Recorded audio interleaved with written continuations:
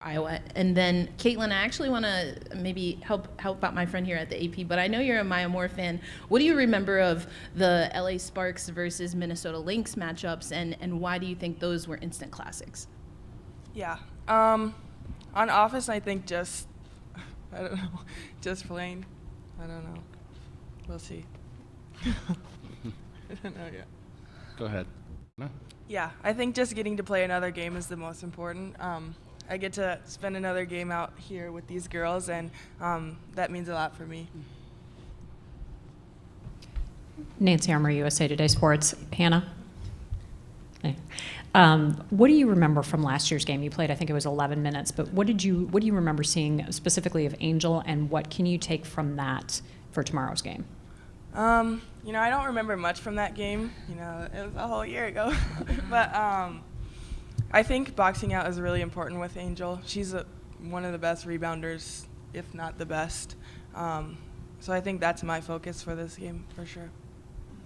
Caitlin, after the game yesterday, you seemed like dozens of autographs, and there were hundreds of young girls yelling your name. What does that mean to you? I think it's so cool, especially when you're in New York, far away from Iowa, where you grew up and where you play most of your games. It's been cool to see our impact all across the country, and I think that goes back to what we were able to do at the Final Four last year and the way people really loved our team and loved getting to support our team. Maybe, a lot of people didn't know who we were then, but obviously this season, every single game we've played has basically been sold out. People love coming and supporting us, but I think it's just the way we play. We play an up-tempo, fast-paced offense. We love scoring the ball. We're energetic, we're passionate, we support our teammates, we have a lot of fun doing it, and our fans in Iowa City have always supported really well, but that's been one of the coolest things is when we go on the road and arenas are packed, people are wearing Iowa gear and still supporting us in that same exact way. And this is for you. You mentioned, it's not just you and Angel, and Monday is going to also have Juju versus Paige, and it feels like maybe the most anticipated day in women's basketball in a very long time. So what is the overall day, the 2 games, the 4 teams, the players and the stars everywhere involved mean to you? I think it's just super awesome. I think, if I was just a basketball fan in general, I would be glued to the TV like no other. And Paige and Juju have both been able to have amazing seasons, and I've been able to watch as much as I can. Obviously, I'm pretty busy, but I love turning them on as much as I can, especially Juju. But what she's been able to do for that program as a freshman to come in and lead them to the Elite Eight with a chance to go to the Final Four is really, it's unreal, it's unheard of, and she's so special. And then what Paige has been able to do has been amazing as well, coming back from injury and really leading her team in the same way. And I'm big fans of them, but I think women's basketball fans know how special and cool this moment will be. I think the viewership numbers will show that, but I think the worst part of it is 2 teams are getting sent home. All of them can't keep playing, but that's what makes this competitive environment so fun. Everybody's fighting to be able to play one more game, come back to practice with one another, and I think more than anything, it's just great for our game, and I'm lucky to be a part of it.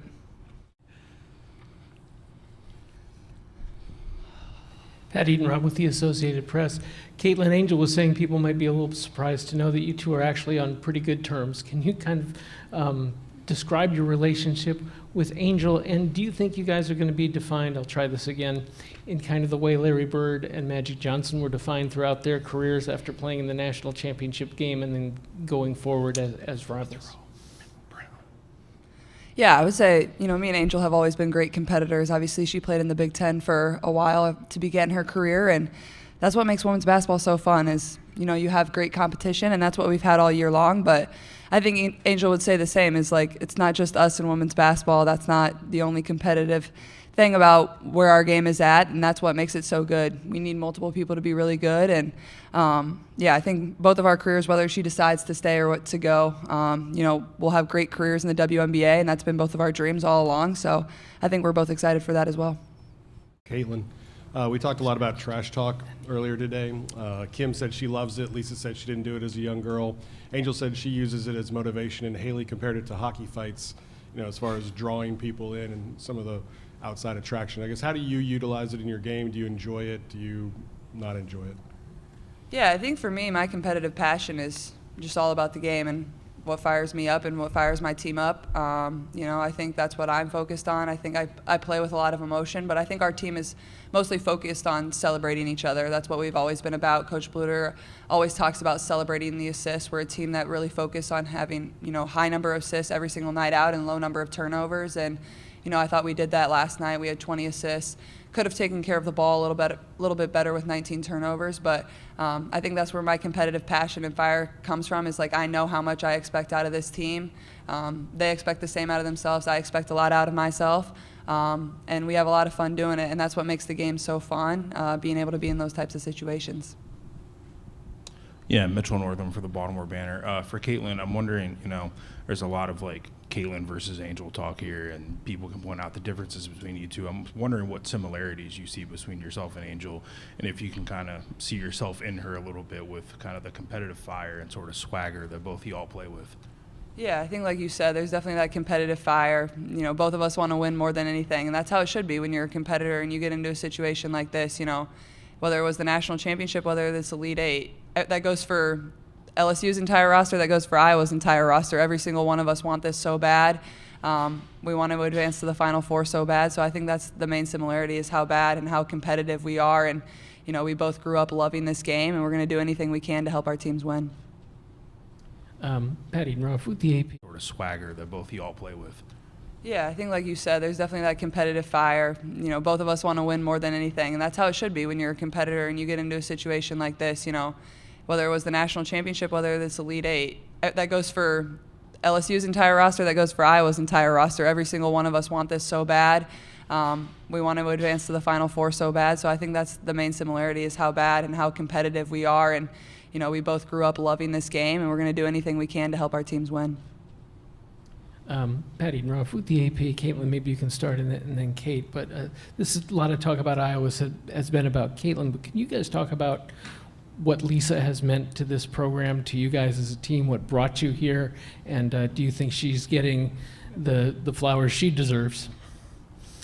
I do think she's getting the flowers she deserves. I mean, what she's built here at this program the last 23, 24 years is incredible. And what I love about Coach Blutter is that she really cares about us as people first over, basketball players. She's going to do anything to be there for us as people. And she really instills great values in us, and, she believes that every single person on our team matters. It doesn't matter if you're Caitlin, who plays 40 minutes a game, or if you're somebody who doesn't really get off the bench. Every single person on our team matters. And I've always wanted to play for her ever since I was a little kid, and I'm so glad that, she's still here and that I've gotten to play for her for 6 years, and I'm really glad that she's getting some recognition that she deserves, because what she's done is incredible. Yeah, Coach Blutter's a Hall of Fame coach, and I think the biggest thing for me, throughout the recruiting process that I loved about her is she's a player's coach. She's not gonna, have a set offense that you have to run. She's gonna tailor everything to what she has on her team and what's gonna put her team in positions to be very successful. And that's exactly what she's done over the course of my 4 years. I don't know if I have the type of success if I don't have the amazing teammates that I have, but also a coach that really allows me to be myself. And for that, I'm forever grateful. And she's one of the best our game has ever seen. I think she's close to 900 wins now, so it's a lot of wins. Last one right here. With CBS Sports Coach. Thank Sorry, you. it sounds like it's coming from God right now instead of out here, so I apologize. I will not take credit for that, Okay, certainly not there you on go. today. Yeah, thank you. Okay. Yeah. Okay. I want to go in a completely different direction with this question, but you talked about some of the negative comments that come with the growth of women's basketball. And since it is women's basketball, there are often very sexist comments, and even again, because it's basketball, racist comments that come with that. As a coach who is molding young players, how do you and your staff handle those things as they come to make sure that first your players are okay, but then also that they have an awareness of and an understanding of how to be confident and be supportive and stand up for their teammates or others who are experiencing that? Yeah. First of all, that's not done overnight, in my opinion. That's something that, your culture is built on, that you have to have your teammates' backs no matter what. So when things do happen, it's not like we're teaching you in that moment, but it's ingrained in you. It's a part of who you are. Building confidence in my women. We talk all the time, do not listen to outside sources. They don't know you. They don't know your heart. They don't know who you are as a person.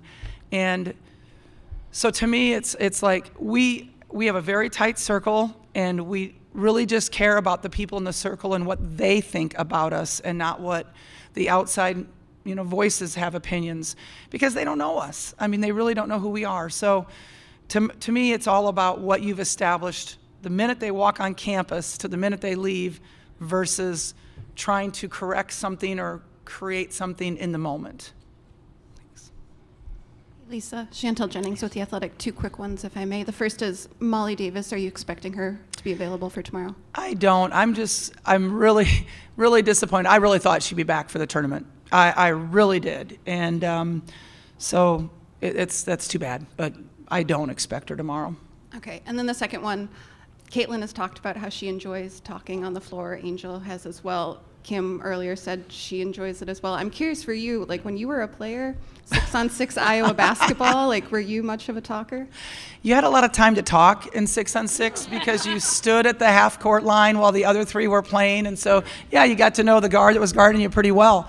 But no, I don't know that trash talking was a thing really back then. Maybe it was, and I just don't remember. Maybe, it wasn't where I played, but no, I don't do that to this day. Billy Witz with the New York Times. Lisa, you talked about, as a coach, your morals and your values shouldn't change over time. How would you describe yours and maybe how they're reflected in your team and how they play? Well, I mean, I've always tried to be a coach of integrity. I think that's really important, that your players see honesty when you're talking to them, that you're trustworthy, that you do what you say you're going to do when you're going supposed to do it. I lead by my faith. I'm a very faith-based person, and that's important to me. And so I think that's kind of where it lands in. Be kind to others, man. Follow up, hold on. And how might that be reflected in the team and how they play? I mean, I want them to be, that's one of our values is integrity. That's a big part of who we are. So when you walk into our locker room, it's one of the things that you see. Respect is another one that you see. Respect of your teammates, but also, yourself. How do you talk to yourself? How do you take care of yourself? How do you, self-motivate yourself? So those are all really, really important, and I try to instill those upon my team all the time. I mean, they know our values are not just slapped on a wall. And, okay, there they are, check it off, we did that one day. If you asked our players what our values are, they would be able to recite them. They know what they are, because it's ingrained in what we do all the time. Lisa, good morning. Howard Magdal at The Next. Just wanted to talk about Sid, if we could.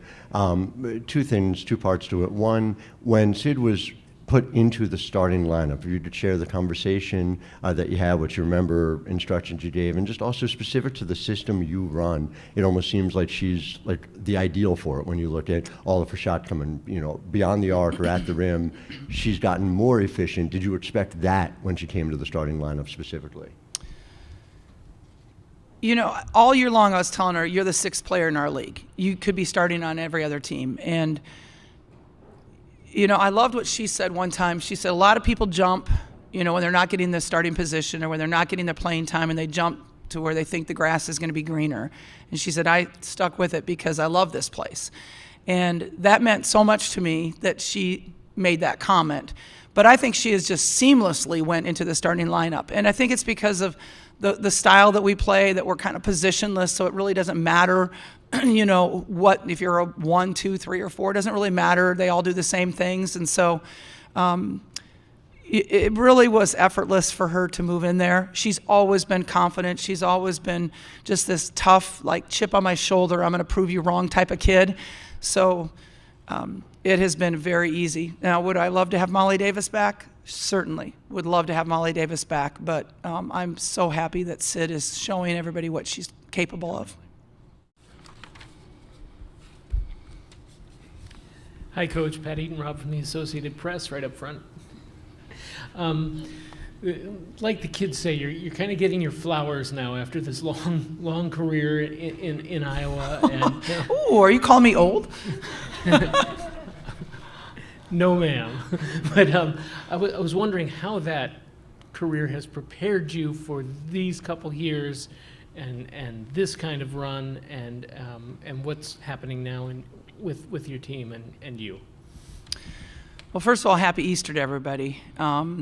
It's great to be here on Easter Sunday and be with everybody and our team, and just for our team family to be together today. But, you know, I don't think you change much as a coach, right? Your values, your morals are what you are. And they're the same as, you know, when you started coaching. I mean, you evolve as a coach as far as X's and O's, and you have to evolve because of the way kids have changed over time, right? I mean, you coach differently because of that, but what you ultimately stand for, what your morals and values are, hopefully they don't change as you have success or have failures. You hopefully are the same person no matter what, and I hope that I'm the same person that I was when my mom and dad raised me.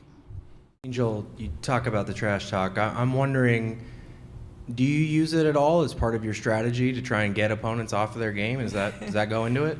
I think it honestly just gets me going. It's where I'm from. I'm from Baltimore, so that's just kind of what we do. I like to get things going, especially if I'm having a rougher game and I get a basket. I'm trying to hype myself up and get myself going. It's not, like I said, it's not personal to the other player on the other team, but it is what it is. I mean, you take it how you want. Reed Darcy with the Advocate in Baton Rouge. Flage, this one's for you. Guarding Caitlin Clark, you're going to spend some time on her, I assume. What does that mean to you, and how do you think you go about doing that? I think it's just like she's just a great player. Last year, I got a switch on her early in the game, and I was like, she's not gonna pull that for real. And then she pulled it for real from like half court, and she made it. And I was like, whoa! So, kind of had them, spurs of moments getting in switches with her. So it'll be a good, display for me. It's just like I want to compete at the highest level. Right now, Caitlin is the highest level, so I can defend her, try to contain her, and get the win. We'll be fine. There's no stopping her, but containing her, I'm gonna take on that challenge. I don't know how much time you've had to watch film necessarily, but I was just curious, looking at sort of the post-player differences, one big thing for Iowa.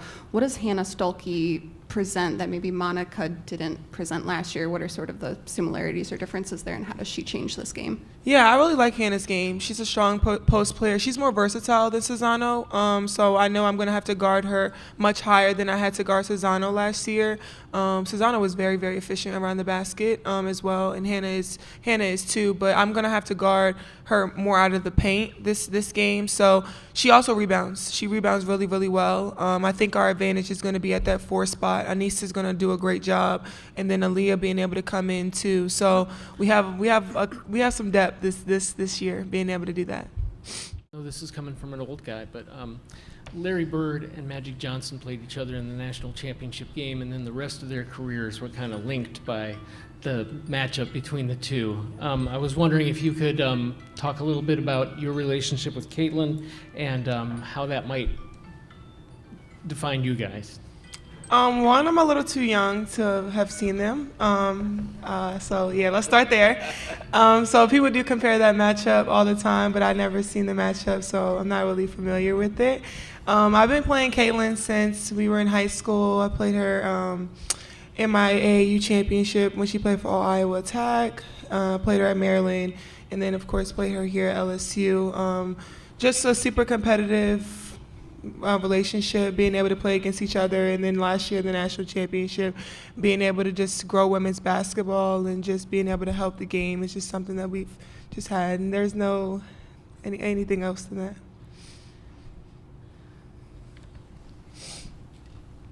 Hold on one sec. This is for any one of you. When you play a team in a rematch in pretty close proximity like you guys are going to have tomorrow, is it easier to be the team that has won the first game or the team that has lost the first game? Obviously the team that has won the first game.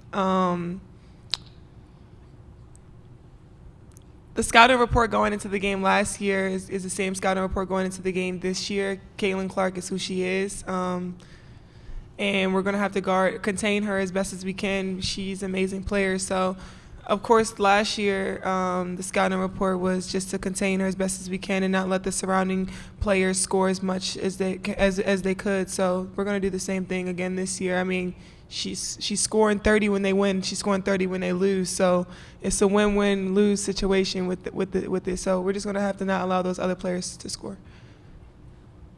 Michael Cobble, WBRZ. Doug Feinberg, DAP. Angel and Haley, regardless if you decide to come back or not for another year, you've left the game in a better spot than it was nationally, not just LSU winning the title obviously last year, than it was before you came in and started playing. Is that something you think is important for your legacy, is that, hey, women's basketball has been lifted because of what you guys have done on and off the court? Yeah, I always wanted to leave my impact. Just being able to have people say that she changed my life. She's gave me inspiration. She's gave me confidence. And I think I've done that in so many different ways. And being a great player is amazing. But being able to have little girls or even grown women come up to me and it's like, thank you. Like, thank you for being who you are.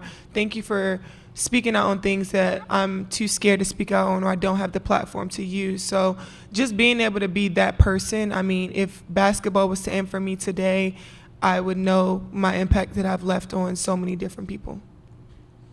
Yeah, I agree. When it goes back to the younger generation, and I just remember being a kid, growing up, and there was never any women's basketball games on TV. You didn't really hear about the WNBA. Like, I was looking up to men's players. Like, I wanted to be Kyrie, and I wanted to be Steph. Like, I wasn't like, I want to be Sue Bird. There just wasn't any coverage. And I think today, young girls can see themselves in other female athletes. We're there on TV. We're in their face, and they can relate to us. And so I think that that's really special. And at the end of the day, that's what it's about. So, thank you, student athletes, and thank you. Michael Cobble, WBRZ TV in Baton Rouge. Kim was just up here and said that we make too much of the trash talk. Both of you were at the center of that circle last year. Now that a year later, how do you view it? Is it just something for y'all on the court, and everybody else should just let it be what it is? Yeah, I mean, it's part of the game, and it's a part of why people want to watch the game. I think when you think about hockey and the fights, like, people like to see that. And that's not why we do it. It's our personalities. It's what makes the game fun for us. And I think a lot of times, people make assumptions and they don't really know they don't really know what we're saying, and they don't really know the backstory or anything leading up to it. And that's nothing that we can control. And at the end of the day, if that's what people want to complain and talk about, it is what it is, but that doesn't mean we're going to change. And I think enough people enjoy it, obviously, because women's basketball is doing it better than it's ever done. So you can choose to focus on the people that say bad things about it, but at the end of the day, like, they're talking online for a reason. Like, if they were in this situation, they would never be in that situation to begin with, because they're too busy commenting on other people's lives. So, Facts. For me, I don't think people realize, like, it's not personal. Like, once we get out between those lines, like, if I see you walking down the street, like, it's, hey girl, like, what's up? Let's hang out. Like, I think people just take it like we hate each other. Like, me and Caitlin Clark don't hate each other. Like, I want everybody to understand that it's just a super competitive game, and, like, I would just wish people realize that, like, once I get between those lines, it's no friends. I have plenty of friends on the court that I talk to outside of the game, but, like, when I get between those lines, like, we're not friends, we're not buddies. I'm gonna talk trash to you. I'm gonna do whatever it takes to get in your head the whole entire game. But after the game, we can kick it. Like, I don't think people really realize that, and that's fine. I'll take the villain role. I'll take the hit for it. But I know we're going women's basketball, and if this is the way we're gonna do it, then this is the way we're gonna do it. You like it or you don't. Hi, Kevin. Mark Singulace from the Albany Times-Union. You talked about Caitlin and Angel both liking a trash talk. Would you like to not see it kind of boil over like it did a little bit at the end of the championship game last year, or is that just part of the kind of competitive fire and all? You know? I turn on ball games all the time. Was it Luke and Donick the other day? Waved by to Vladi because he didn't draft him. You see that all the time. I don't even, one of the greatest memories I ever have as a former player, won't ever forget it. 1984 Olympics, we're at the RCA Dome. The men's team and the women's team, coached by Bob Knight and Pat Summitt, we're going to get to play against pros. I had front row seats watching Larry Bird, Kevin McHale, Bill Walton. The list goes on. Play against our 84 Olympic team, which was Michael Jordan, Patrick Ewing. You can go get the list. I was in heaven. The crap that came out of those guys' mouths, I couldn't quit watching. It's sports. It's sports. I mean, have you ever thought, watching games in the NCAA playoffs, how much you could write about a lot of players and the stuff that's come out of their mouths, not just Angel and not just Clark? Anybody else know what I'm talking about? You can do whatever you want if you choose to focus on that. I don't choose to focus on that because you see it all the time. If you turn on and watch pro games, I was a trash talker. I mean, thank God I didn't have all of y'all following me, cameras and everything else. I mean, you're out there, you're trying to get after it. Don't make more out of that than has already been written. Last one, go. Women who are in basketball know about it. I was wondering if you could talk a little bit about Lisa Blutter and what she's done for this game, and almost 900 wins in Iowa, and everyone just talks about Caitlin. Well, coaches don't want the attention. It's all about our players, and that's probably the first thing she would tell you. You don't have those wins without players. I'm not sure where all Lisa has coached in her career, but she's been at Iowa a long time. And we talk about growing the game. Look at their fan base. Lisa I just have much respect for what she does with her players. I think the sign of a great coach is you adapt and you adjust to the personnel. And while each coach has a different style, if you don't adjust and adapt to each team you have, and you become stagnant. And I think the team she has and the things that they do to be successful tells you that she understands and knows the game. When Lisa was speaking last night, she said it's unfortunate that you're meeting this early in the tournament. What are your thoughts on the matchup in the Elite Eight, given that this was the matchup in the national final last year? This is not to take away from any other team remaining, but I understand her point. We talk about growing the game. Didn't that national championship game have the highest ratings ever in women's basketball? So you're probably going to anticipate this one will too, but it needs to be at the Final Four. And that may be what she's talking about. I'm not going to speak for her, but man, this would be special if it was at the Final Four. Dan Zakrzewski, Outkick.com. One of the greatest memories I ever have as a former player, won't ever forget it. 1984 Olympics, we're at the RCA Dome. The men's team and the women's team, coached by Bob Knight and Pat Summitt, we're going to get to play against pros. I had front row seats watching Larry Bird, Kevin McHale, Bill Walton. The list goes on. Play against our 84 Olympic team, which was Michael Jordan, Patrick Ewing. You can go get the list. I was in heaven. The crap that came out of those guys' mouths, I couldn't quit watching. It's sports. It's sports. A lot of people like to point out sort of the differences between Caitlin and Angel. They're sort of the superstars of these two teams. I'm kind of wondering if you see any similarities between them, in terms of like their competitive fire that they play with. Heck yeah, you see similarities. You got two very talented players that have brought a lot of attention to our sport. They both trash talk. They both make their teammates better. They both have their teammates back. They have elevated our game to where we have people watching that never watched women's basketball before. Yeah, those are tough women.